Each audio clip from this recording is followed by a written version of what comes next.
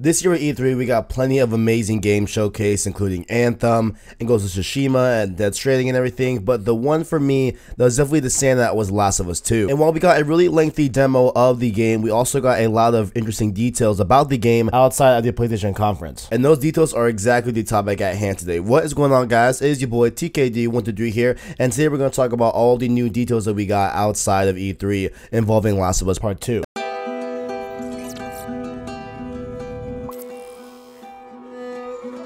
And I have two quick things to bring up here as we go on to this video. Number one, I don't know if you can tell from my voice, but I was at a concert last night. My voice is definitely not 100%, as well as my health. I'm a little bit sick right now, so I'm going to try and power through this video for you guys, and I will do my best to hold my composure, so bear with me here. And also, all of these new details and tidbits about the game were released during the E3 Coliseum 2018 with Naughty Dog. So there's a full link in the description where you can watch the entire interview with Naughty Dog devs and different actors that are in the game and everything. It's a really cool watch. It's like 36 minutes long, so if you have a little bit of time, make sure to watch that after this video. But first up here, an aspect of the game that we saw a lot during the gameplay section was that there's a lot more of new traversal and prone movesets in the game. So there'd be a lot of different ways to move your character in game and everything, as opposed to the original Last of Us. And in terms of combat, they have increased the emphasis on tension, interactivity, and realism. And you can definitely see that towards the end section of the gameplay, where Ellie is essentially just, it's 1 versus 4 other people, very, very intense, super, you know,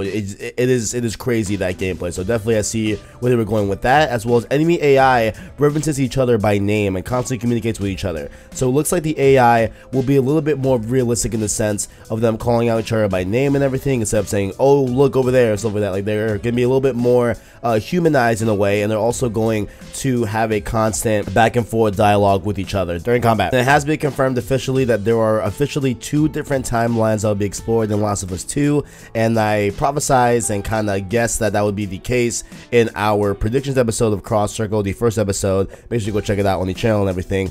But I did mention that there might be 2 different timelines here, and it looks like there will be. There's also a new dodge and evade mechanic that is a core part of combat and melee action. So it looks like you will be having a lot of dodge and evade mechanics and everything. And you also have a new jump button in the game as well. We didn't have that originally in The Last of Us. We couldn't jump on our own accord during the first Last of Us, and now we will be able to for some whatever reason. I guess we will figure that out as we play the game. And it looks like here that they are really, you know, taking the extra step here with Last of Us 2, and they're going to make combat situations a little bit more better in terms of what you can do, the different creativity things that you can have as a player and everything. And they say here that there are far more emergent moments in combat thanks to big increases in breadth of options. There's also improved stealth mechanics, including crawl, prone, squeezing into tire gaps underneath vehicles, etc. So it looks like there's going to be a ton of different ways where you can set yourself up to make an attack that is a little bit more just creative and more inspired by you as a player, as opposed to just the mechanics of the game and how they lay out for you. You know, it's not just a simple A, B, or C angle. There's a bunch of different layers as well that we get to pick and choose from in this game. They also spoke on the aspect of the game that I've been, you know, kind of waiting to see, and that are the infected. What are they going to look like? Are they going to be new different types? And they have confirmed that there will indeed be new different types of infected enemies. They have expanded their arsenal of different type of infected enemies, and they have whole new classes as well. So we're not going to get the same clickers and everything from the original Last of Us. We're going to get some different ones that I'm hoping to see, because if we think about it, you know, they, you know, explained that in the original Last of Us, as you become infected for a longer period of time, you start to evolve and change. It's like the bloaters and clickers and everything. So I really want to see how it will, you know, advance as further even time moves on from that point. Like, what does a bloater turn into if he's a bloater for that long? Like, how does that affect, you know, his overall physical appearance, and how does that affect his abilities if he's a bloater for an even longer period of time? During the gameplay segment of the E3 showing, we did see Ellie run into a field of tall grass, very similar to Nathan Drake and stuff like that, and that was obviously in the first game as well in some points,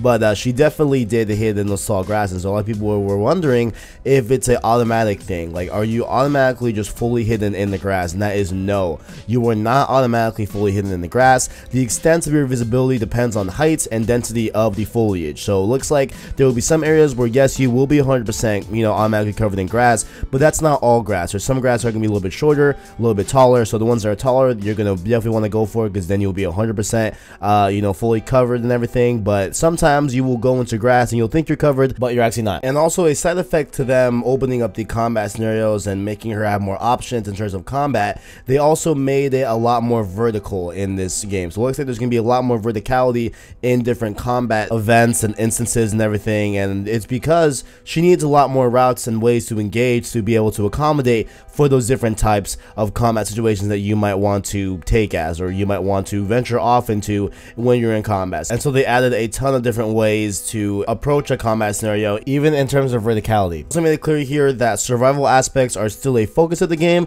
as well as different ammo types, including explosive arrows that we saw during the gameplay trailer, are now apparent in the game, as well as each ammo type fulfills a particular strategy niche. So I assume some are going to be very loud, like those explosive arrows, if you want a more kind of brute force type of style, or there's, I'm sure, going to be maybe arrows that do more damage to, you know, flesh, so they're going to be a lot more better for those stealth aspects. The animation system is completely overhauled in this game, and so everything is even more realistic and transitions are seamless. And where I think that this shines the most is when she is in a full-on sprint. Ellie, you know, you watch this in the gameplay, Ellie's in a full-on sprint, and she just, you know, out of just her right side or left side, I think it was left side, picks up a bottle and throws it at a enemy in front of her. Like, that was so cool to see. Like, instead of just having it being put in an inventory slot where then you have to go back into the menus and equip the glass to be able to throw at the enemy, instead it was just a seamless grab and throw. It was absolutely great, and I love that little detail and touch to it, because it just makes the overall game just feel a little bit more authentic, a little bit more fresh,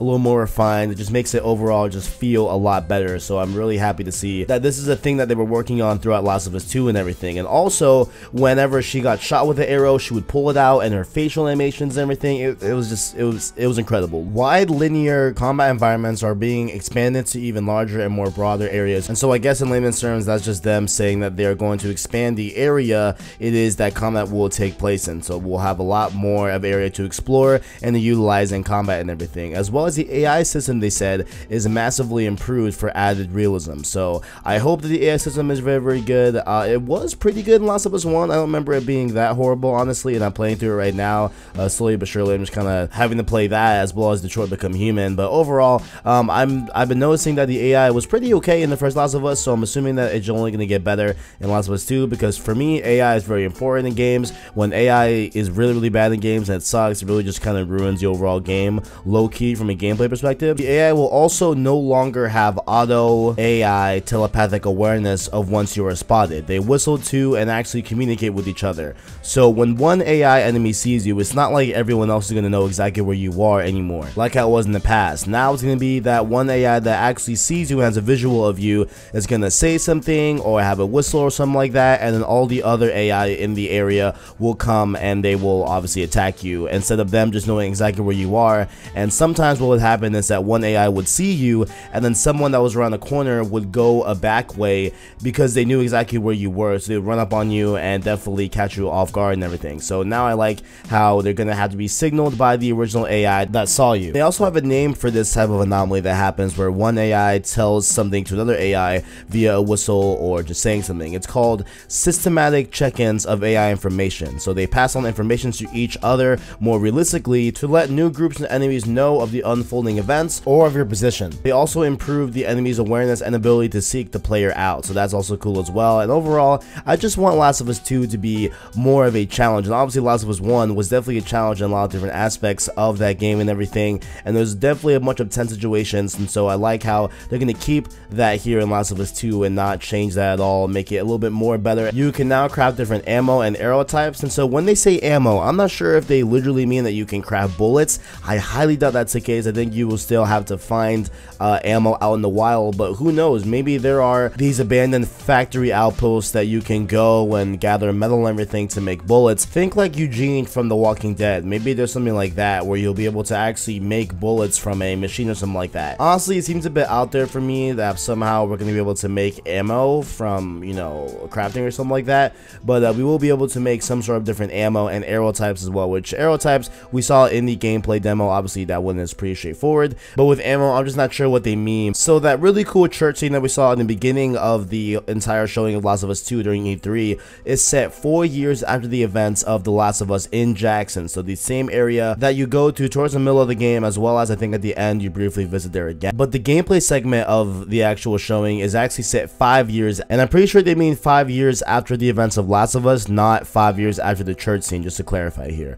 So it looks like there will be a year gap in between the church scene and the gameplay demo. I think right here is where we're going to see that 2-layered timeline happening here, where we have a line of events that take place 4 years after Last of Us, so that would be the church scene. Then we have the 5 years after type of timeline, where we have more of the brutal gameplay that we saw during the trailer. So I'm assuming maybe this is what they're talking about, where we're going to have that 2-layered, you know, timeline story, but I'm not sure if that's even the case, because we also got that trailer that we got before this one, which depicted brand new characters that we haven't seen before and everything, and one of them is alleged to be Ellie's mother. So I'm assuming maybe that might be the other timeline that we're talking about. Then we have what I believe is going to be the main antagonist in this game, and that is SERAPHITE, which I believe is how you say it. I'm not 100% sure if that's the correct way of saying that word. My apologies, but SERAPHITE, so I'm going to say it here in this video. It is a religious cultist group, but they will not be black and white. Their motivations will be explored throughout the game. So it looks like this will be the main antagonist, the main enemies in this game, and maybe they are a different branch of the Fireflies or something like that, or maybe they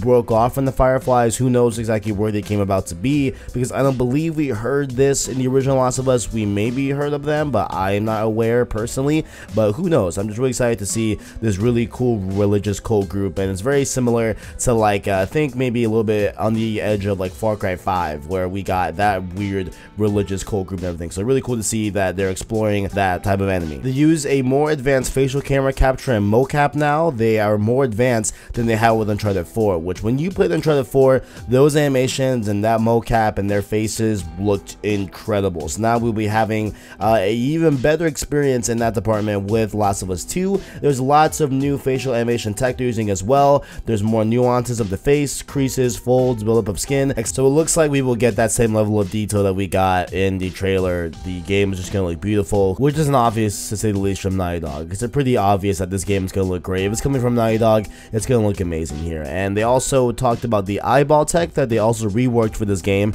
and now includes internal refractions, reflections, and so on. So a lot of new aspects and elements and different effects are being brought to the eyeballs in Last of Us 2, which is pretty cool overall for the game as a whole. And then we got the banger that is probably the biggest question that I have, and I think a lot of other people have as well with Last of Us 2, and that is, where is Joel? We haven't seen Joel. We saw Joel in that beginning trailer, but there's a lot of questions about that. Is that a flashback? Is that all in Ellie's head? Because in the trailer he looked like he hadn't aged overall, while Ellie has aged significantly in this game, but Joel doesn't look like he got any grayer, and he's wearing the same clothes and everything. And so maybe this is just a thought that Ellie is having. However, they have confirmed that Joel is somewhere out there in Jackson, whatever that means, whatever that entails. So I'm gonna have a full video also in the coming weeks and coming, you know, months, whatever, that will tackle this topic at hand here. Where is Joel? Because we've gotten a ton of different tidbits and, you know, different tweets and everything that we're gonna discuss here. Maybe I'll make that a little bit sooner, because now I'm very, very intrigued to make that video and everything, and I'm very curious what you all think as well about Joel, as well as all of Last of Us 2. Let me know how you guys think about this video, any cool things you learned in this video, any cool things that you feel I should have paid more attention to in this video. Let me know all your thoughts in the comments below, and make sure to also follow us on Twitter and Instagram to keep up with us on those platforms, as well as subscribe to PlayStation Source for your latest and greatest in PlayStation. Thank you all for watching, and as always, I'll catch you on the next one.